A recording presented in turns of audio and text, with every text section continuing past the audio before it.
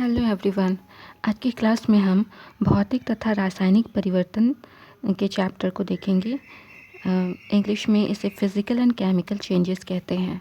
तो सबसे पहले जानेंगे भौतिक परिवर्तन यानी फिज़िकल चेंज क्या होता है।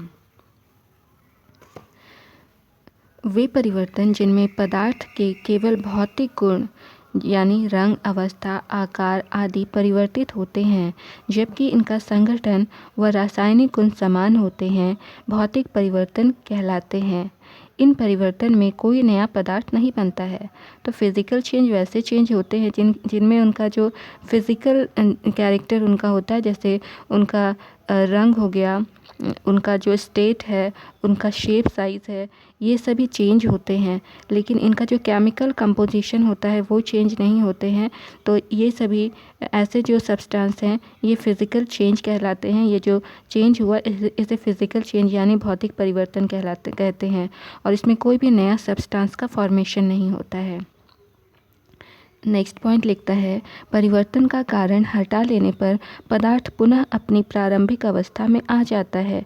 अतः ये परिवर्तन उत्क्रमणीय होते हैं, यानी जिस वजह से चेंजेस इसमें अकर होते हैं सब्सटेंस में, किसी भी पदार्थ में, उस चेंज को अगर हम लोग रिमूव कर लेंगे तो जो सब्सटेंस है वो अपना फॉर्मर स्टेट में आ जाता है। यानी कि ये परिवर्तन, ये जो चेंज हुआ, ये रिवर्सिबल चेंज यहाँ पर होता है। थर्ड पॉइंट लिखता है, जल का वाष्पीकरण, चीनी या नमक का जल में घुलना, लोहे की छीलन तथा सल्फर को मिलाना आदि कुछ भौतिक परिवर्तन हैं। यानी यहाँ पर कुछ फिज़िकल चेंजेस के एग्जाम्पल्स दिए गए हैं। जैसे वाटर जो है वेपराइज जब होता है तो वाटर को वेपर में चेंज कर सकते हैं और वेपर को अगेन हम लोग कलेक्ट करके वाटर में कन्वर्ट कर सकते हैं। वैसे ही अगला है चीनी या नमक का जल में घुलना। तो चीनी को या नमक को आप जब पानी में घुलाएंगे तो वापस अगर उसको इवापोरेट कर देंगे तो चीनी अलग हो जाएगा, नमक अलग हो जाएगा, वो फॉर्मर स्टेट में आ जाता है। तो इस तरह का जो चेंज रिवर्सिबल चेंजेस है, यहाँ पर इसे फिज़िकल चेंज कहते हैं। यहाँ पर कोई भी नया सब्सटेंस का फॉर्मेशन नहीं हो रहा है। अगला चेंज है केमिकल चेंज। केमिकल चेंज यानी कि रासायनिक परिवर्तन। केमिकल चेंज क्या होता है? वे परिवर्तन जिनमें कोई पदार्थ एक भिन्न गुणों तथा संगठन वाले नए पदार्थ में परिवर्तित हो जाता है, रासायनिक परिवर्तन कहलाते हैं। यानी कि वैसे चेंजेस जहाँ पर सब्सटेंस का जो कैरेक्टर होता है, कैरेक्टरिस्टिक्स होता है, जो उसके गुण होते हैं वो चेंज हो जाते हैं, उनका चेंज हो जाते हैं और नया सब्सटेंस का फॉर्मेशन यहाँ पर होता है। तो नया सब्सटेंस बनेगा तो उसका नया कैरेक्टरिस्टिक्स भी होगा, तो यहाँ पर नया सब्सटेंस का फॉर्मेशन होता है। तो इस तरह का चेंज रासायनिक परिवर्तन या फिर केमिकल चेंज कहलाता है। नेक्स्ट पॉइंट लिखता है, बनने वाले पदार्थ यानी उत्पाद से प्रारंभिक पदार्थ को पुनः प्राप्त नहीं किया जा सकता, अतः ये परिवर्तन अनुत्क्रमणीय होते हैं। तो यहाँ पर जो भी नया सब्सटेंस बन गया है तो इसको वापस आप चाहोगे कि फिर से वो जो पुराना सब्सटेंस था उसमें बन जाए तो ये पॉसिबल नहीं है। इसीलिए ऐसा जो चेंज है अनुत्क्रमणीय कहलाता है, यानी कि नॉन रिवर्सिबल प्रोसेस कहलाता है। कुछ एग्जाम्पल्स आपके पास में दिए हैं थर्ड पॉइंट में, जैसे फलों का पकना। तो फल एक बार पक गया तो अब दोबारा आप उसको कच्चा नहीं कर सकते हो, तो इस तरह का चेंज जो है ये केमिकल चेंज कहलाता है। लकड़ी का जलना, किसी अन्य पदार्थ का जलना, भोजन का पाचन, श्वसन, प्रकाश संश्लेषण, लोहे में जंग लगना तथा दूध का खट्टा होना आदि कुछ रासायनिक परिवर्तन हैं। तो ये सभी केमिकल चेंजेस के एग्जाम्पल्स हैं। नेक्स्ट चैप्टर है पदार्थ का शुद्धिकरण यानी प्यूरिफिकेशन ऑफ सब्सटेंसेस। तो सबसे पहले प्यूरिफिकेशन कैसे होता है? तो सबसे पहले है सेपरेशन ऑफ अ मिक्सचर, यानी मिश्रण का पृथक्करण। मिश्रण को कैसे पृथक करते हैं? तो विषमांगी मिश्रण को सामान्य भौतिक विधियों जैसे विलोना, हस्तचयन, फटकना, चालना, अवसादन, निथारना, निस्यंदन आदि के द्वारा उनके अवयवों में पृथक किया जा सकता है। उदाहरण के लिए दूध को विलोकर उसमें वसा अर्थात मक्खन को पृथक किया जाता है। तो यहाँ पर विषमांगी मिश्रण यानी कि जो हेट्रोजीनियस मिक्सचर होते हैं, इनको फिज़िकल प्रोसेस से चेंज किया जा फिज़िकल प्रोसेस से इनको सेपरेट किया जा सकता है। जैसे कि चर्निंग प्रोसेस हो गया यानी कि बिलोना मेथड हो गया, फिर हैंड पिकिंग यानी हाथ से चीज़ों को चुन करके इसको अलग कर सकते हैं, फटकना यानी कि विनोइंग करना, फिर है सीविंग यानी कि चाल करके भी सब्सटेंसेस को एक दूसरे से अलग कर सकते हैं। सेडिमेंटेशन अवसादन, सेडिमेंटेशन क्या होता है कि पानी में जो मान लिया कि आपने पानी में सॉइल या फिर बालू मिला करके रखा है, थोड़ी देर छोड़ दोगे तो वो बालू नीचे बैठ जाएगा, तो ये प्रोसेस सेडिमेंटेशन कहलाता है। निथारना यानी डिकेंटेशन, निस्यंदन यानी फिल्टरेशन, ये सभी प्रोसेस से मिक्सचर को सेपरेट कर सकते हैं। उदाहरण के लिए आपके पास में दूध को बिलो कर अलग किया जाता है, यानी कि दूध को अगर आपको अलग करना है दूध से, तो उसको चर्निंग मेथड से दूध और क्रीम को आप अलग कर सकते हो। उससे वसा अर्थात मक्खन को पृथक किया जा सकता है। ये लिखा हुआ है कि मक्खन को आप अलग कर सकते हैं दूध से। अगला पॉइंट लिखा है समांगी मिश्रण के पृथक्करण के लिए विशिष्ट विधियों जैसे वाष्पन, आसवन आदि प्रयोग में लाई जाती है। तो यहाँ पर अब अभी तक हमने देखा विषमांगी मिश्रण को कैसे अलग कर सकते हैं। अब समांगी मिश्रण यानी कि होमोजीनियस मिक्सचर को अगर अलग करना है तो उसके लिए वाष्पन मेथड, आसवन आदि मेथड का प्रयोग किया जा सकता है। इन सभी प्रोसेस से इनको अलग कर सकते हैं। अब देखेंगे वाष्पीकरण क्या होता है यानी इवापोरेशन क्या होता है। इस विधि का प्रयोग वाष्पशील तथा अवाष्पशील पदार्थों के मिश्रण को पृथक करने के लिए किया जाता है। तो ऐसे दो सब्सटेंस है जिसमें से कि एक वेपोराइज हो सकता है और दूसरा वेपोराइज नहीं हो सकता है, तो वैसे सब्सटेंसेस को अलग करने के लिए इवापोरेशन मेथड का यूज़ करते हैं। गर्म करने पर वाष्पशील पदार्थ वाष्पित हो जाता है जबकि अवाष्पशील पदार्थ शेष रह जाता है। उदाहरण नीली या काली स्याही के रंजक यानी कि रंगीन अवयव इस विधि द्वारा ही प्राप्त किए जा सकते हैं। तो जब यहाँ पर एक जो है एक सब्सटेंस इवापोरेट हो सकता है, दूसरा इवापोरेट नहीं हो सकता है, तो जब इसको हम लोग गर्म करेंगे तो जो इवापोरेट होने वाला सब्सटेंस है वो इवापोरेट होकर के अलग हो जाता है, जबकि जो सब्सटेंस इवापोरेट नहीं हो सकता है वो वहाँ पर सब्सटेंस वेसल में बचा हुआ रह जाता है। जैसे कि यहाँ पर ये स्याही वाला बात लिखा है, इसके जो रंगीन अवयव है इनको इसी प्रोसेस से अलग किया जा सकता है। इवापोरेट कर देंगे तो वाटर जो होगा वो इवापोरेट हो जाएगा और जबकि जो स्याही है वो वहाँ पर शेष रह जाता है। अगला प्रोसेस है अपकेंद्रीकरण यानी कि सेंट्रीफ्यूगेशन। यह विधि कणों के घनत्व पर आधारित है, यानी कि कितना डेंसिटी है सब्सटेंस का उस पर यह डिपेंड करता है।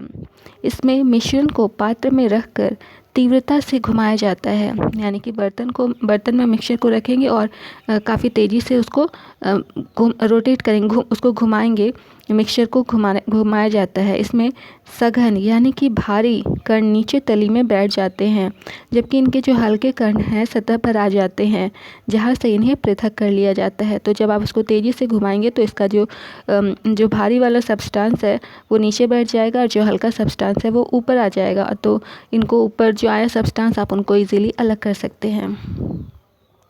नेक्स्ट पॉइंट लिखता है अपकेंद्रण का प्रयोग जांच प्रयोगशाला में रक्त और मूत्र की जांच में, डेयरी तथा घर में क्रीम से मक्खन निकालने की प्रक्रिया में तथा कपड़े धोने की मशीन में भीगे हुए कपड़ों को से जल निचोड़ने में किया जा सकता है। तो ये सभी प्रोसेस जो हैं इसमें सेंट्रीफ्यूगेशन का हेल्प लिया जाता है। अगला है पृथककारी कीप यानी कि सेपरेटिंग फनेल। सेपरेटिंग फनेल से कैसे अलग करते हैं।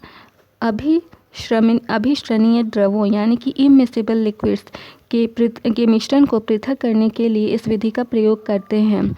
यह द्रवों के घनत्वों पर आधारित होता है। तो ये प्रोसेस इमिसिबल लिक्विड को सेपरेट करने के लिए किया जाता है और ये जो प्रोसेस है ये भी जो आपके पास में लिक्विड है, लिक्विड की डेंसिटी कितनी है उस पर डिपेंड करता है। अगला प्रोसेस है ऊर्ध्वपातन यानी सब्लिमेशन। ये क्या होता है, इसका प्रयोग ऊर्ध्वपातजों को पृथक करने के लिए किया जाता है। तो जो सबलाइम सब्सटेंसेस होते हैं उनको सेपरेट करने के लिए सब्लिमेशन प्रोसेस का यूज़ किया जाता है। ऊर्ध्वपातज वे पदार्थ हैं जो गर्म करने पर बिना द्रव में परिवर्तित हुए वाष्प में परिवर्तित हो जाते हैं। तो सबलाइम सब्सटेंसेस वे सब्सटेंसेस होते हैं जब आप उनको हीट करेंगे तो वो हीट होने के बाद में लिक्विड में चेंज ना होकर के डायरेक्ट गैस में चेंज हो जाते हैं।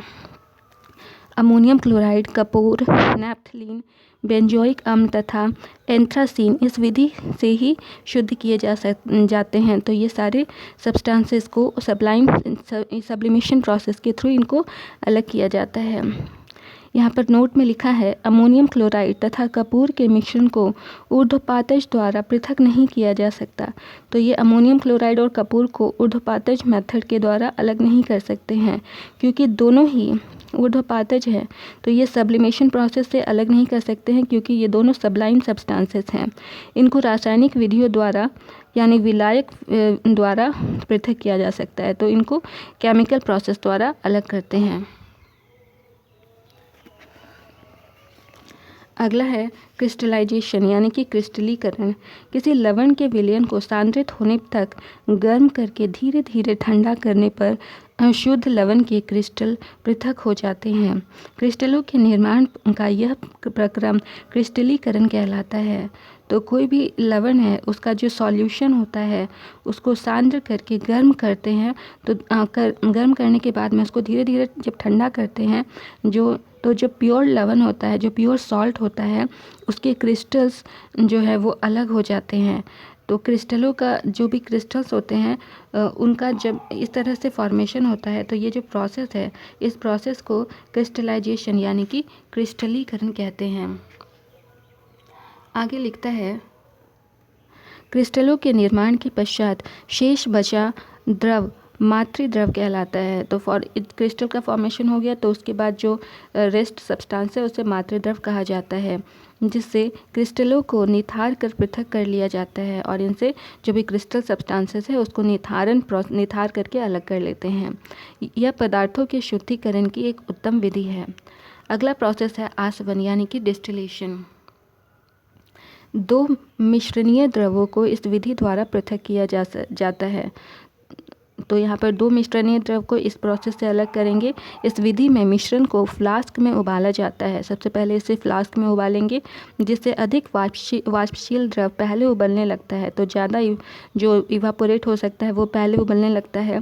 इसकी वाष्पों की संधारित्र द्वारा ठंडा करके एकत्र किया जाता है। तो इसके बाद जो इवापोरेशन के बाद जो वेपर यानी कि जो वाष्प यानी गैस जो बना उसको इकट्ठा किया जाता है।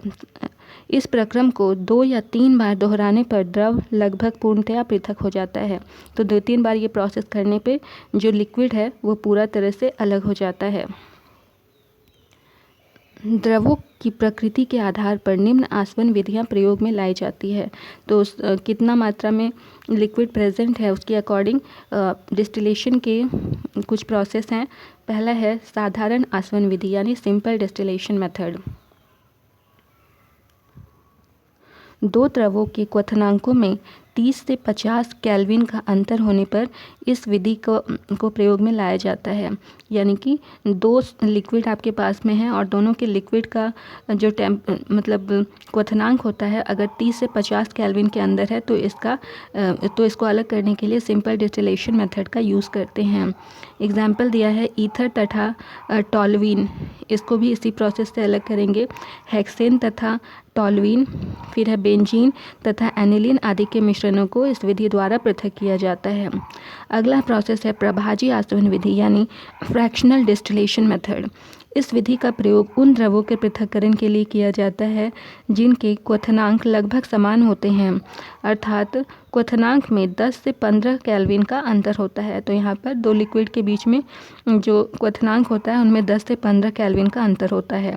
इस विधि में सामान्य आसवन विधि के उपकरण में एक अभाजन स्तंभ लगा दिया जाता है। तो यहाँ पर सामान्य आसवन विधि का जो apparatus होता है उसमें एक फ्रैक्शनेटिंग कॉलम यानी प्रभाजक स्तंभ का यूज़ किया जाता है। एसीटोन जिसका क्वथनांक 329 केल्विन होता है तथा मेथिल अल्कोहल जिसका क्वथनांक 338 केल्विन होता है, इनके मिश्रण को इस विधि के द्वारा पृथक किया जाता है। अगला है निम्न ताप पर आसवन यानी कि डिस्टिलेशन अंडर रिड्यूस्ड प्रेशर। इस विधि का प्रयोग अपने क्वथनांक के पूर्व यानी पहले अपघटित होने वाले द्रवों के लिए किया जाता है। कम दाब पर द्रव कम तापमान पर ही उबलने लगता है, अतः विघटन होने के लिए आवश्यक ताप प्राप्त नहीं होता। उदाहरण के लिए ग्लिसरॉल का क्वथनांक 563 केल्विन है, परंतु 12 मिलीमीटर मरकरी दाब पर यह 453 केल्विन पर ही उबलने लगता है। अगला प्रोसेस है भाप आसवन यानी स्टीम डिस्टिलेशन। इस विधि का प्रयोग तब किया जाता है जब एक द्रव भाप वाष्पशील हो जबकि दूसरा भाप अवाष्पशील हो। इस विधि में द्रव तथा जल के वाष्प दाबों का योग वायुमंडलीय दाब प्रेशर के समान होते हैं। द्रव उबलने लगता है तो यहाँ पर प्रेशर के लिए फॉर्मूला हो गया P1 + P2, क्योंकि P1 जो है वो P2 से लेस है, अतः द्रव अपने क्वथनांक से पहले ही उबलने लगता है। नेक्स्ट पॉइंट लिखा है ऑर्थो नाइट्रोफिनॉल भाप वाष्पशील होता है जबकि पैरा नाइट्रोफिनॉल भाप अवाष्पशील होता है, अतः इनके मिश्रण को भाप आसवन विधि द्वारा पृथक किया जाता है। एनिलीन, नाइट्रोबेंजीन, चंदन की लकड़ी का तेल, ब्रोमोबेंजीन, ऑर्थो हाइड्रोक्सी एसीटोफिनॉन आदि इस विधि द्वारा शुद्ध किए जाते हैं। तो ये थी हमारी आज की क्लास। मिलते हैं नेक्स्ट क्लास में अगले चैप्टर के साथ। Thank you for watching the video. कृपया वीडियो को लाइक, शेयर और सब्सक्राइब करना ना भूलें। धन्यवाद।